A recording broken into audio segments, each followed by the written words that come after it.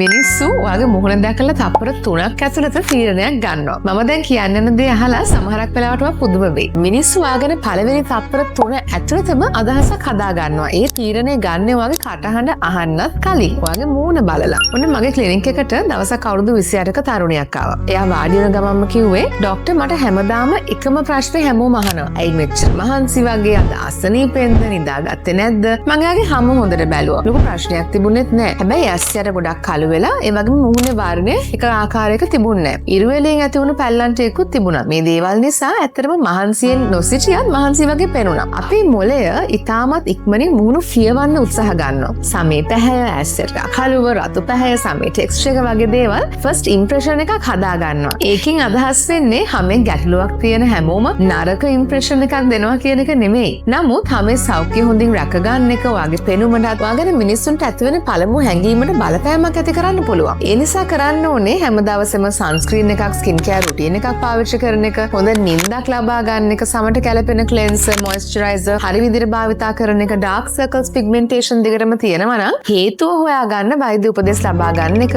Cream එකක් ගාලා හැම ප්‍රශ්නයක්ම විසඳෙන්නේ නැහැ කියලා දැනගන්න ඕන. ලස්සන කියන්නේ පර්ෆෙක්ට් ෆේස් එකක් නෙමෙයි, හොඳ හෙල්දි ස්කින් එකක්. ඒ නිසා තමන්ගේ හැමට ආදරය කරන්න. ඔයාට අද ලෙඩ වගේ කියලා හැමෝම කියනවා නම් කමෙන්ට් එකේ yes කියලා ලියන්න.